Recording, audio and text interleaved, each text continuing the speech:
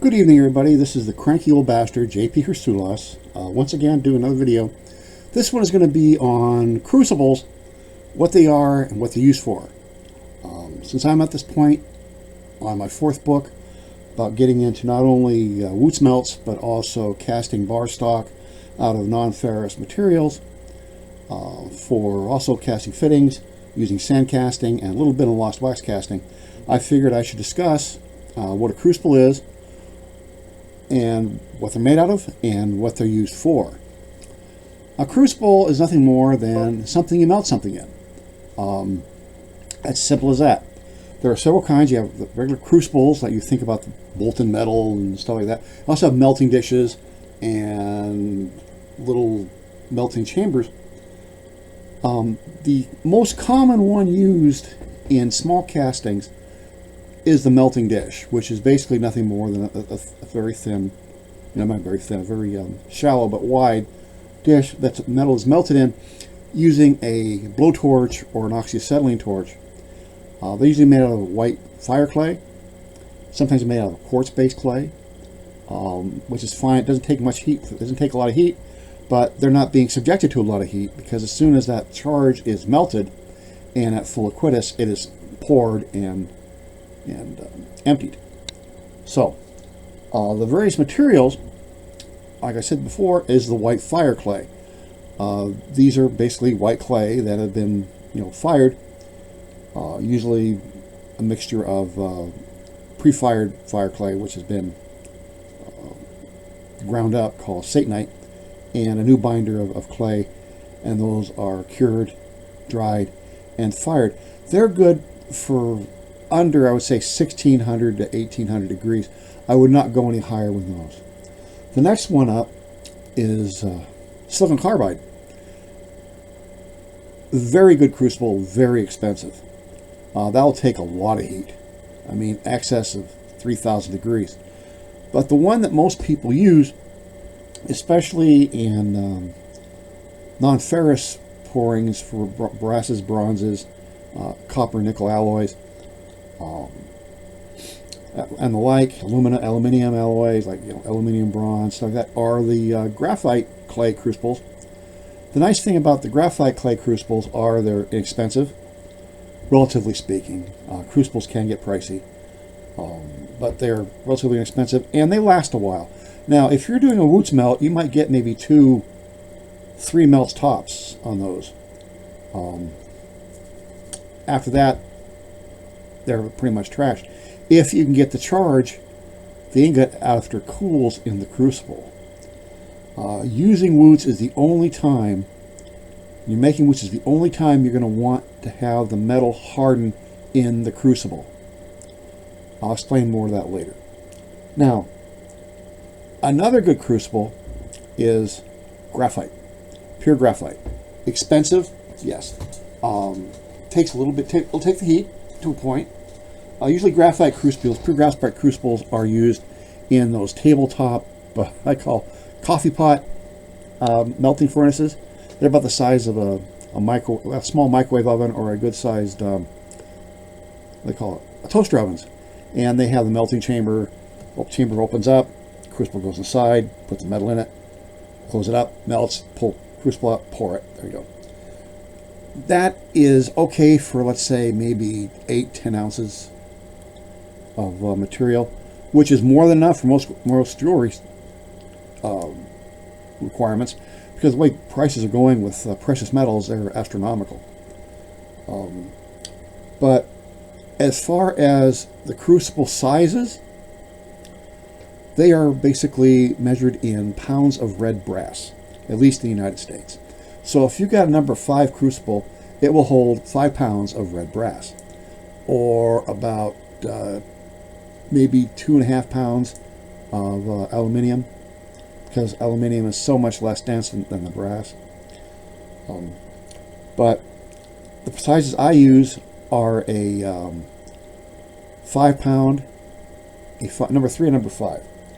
Now, when you start talking about these crucibles and about the heat, we're talking a lot of heat, especially if you're doing a Wootz melt.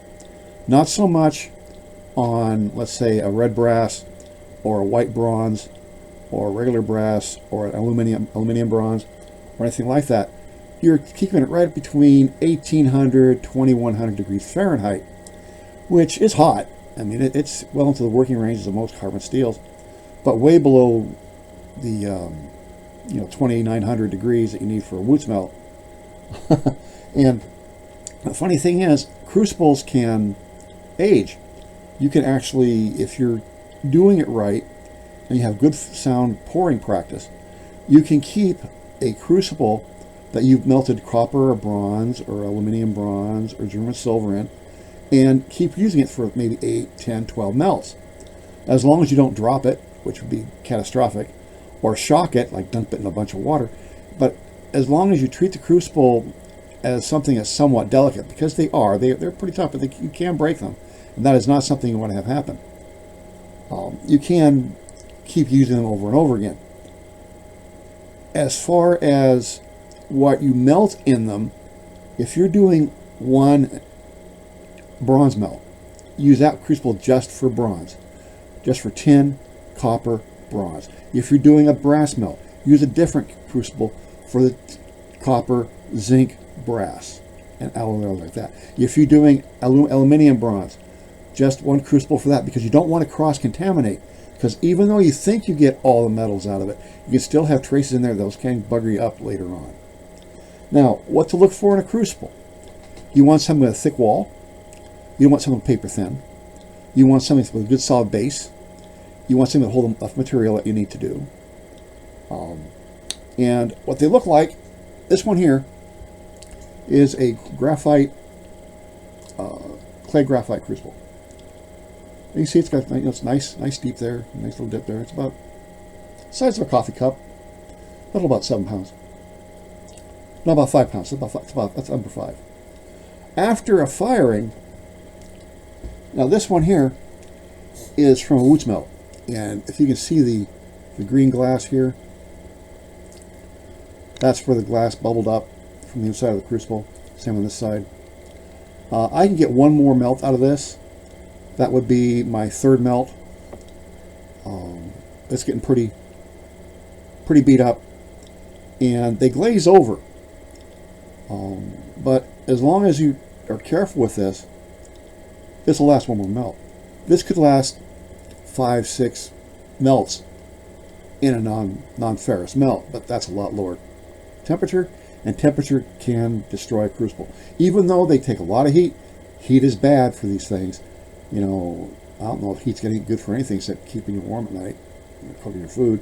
Other than that, it's not very useful for other stuff, other than forging. But as you can see here, I'm starting to get a little scoring on the inside where the charge went. Let's see if I can, right here.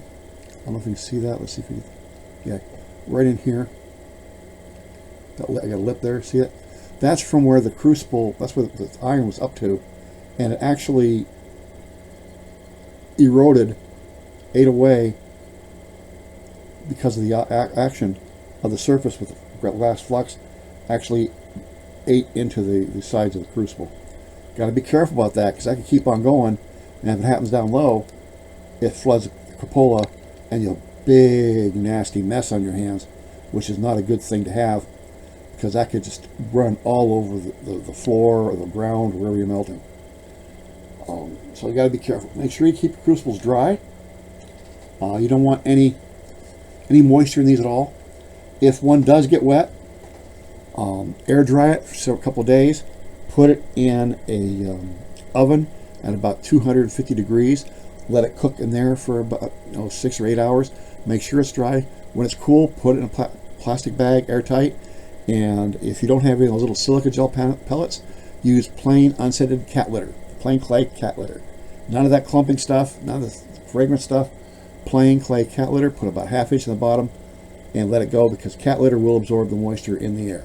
Make sure these things are dry, because if they are not dry and you put that in there, it can crack, spall, or just come apart.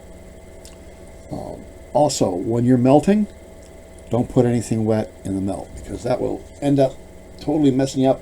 It can be dangerous, cause a steam explosion, which can get real bad real quick. So As far as making crucibles, I will have a section on that in my 4th book.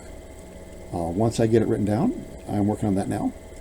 Other than that, that's about the quick rundown on crucibles. They're basically just a pot to hold it when it's hot.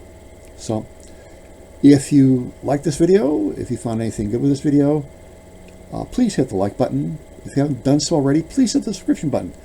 I am a gnat's whisker away from 3,000 subscribers, which I think is just the bee's knees. I'm trying to get to 4,000 here pretty quick. I need those likes. I need those subscribers. If you know anybody that could find these videos of mine, as rudimentary as they are, entertaining, please tell them about my channel. Please show them where they're at. Other than that, have a wonderful evening. Things here at Salamander Armoury are starting to turn around from all the untoward things we've had happening in the last few months. We're finally seeing the light at the end of the tunnel. I just hope it's not a train. And once again, thank you for allowing me into your home. Thank you for your time. May the wise Lord, Mazda, bestow his blessings upon you and your family. Thank you once again for allowing me into your home, taking the time out to view these things. May the wise Lord bless you. Good night.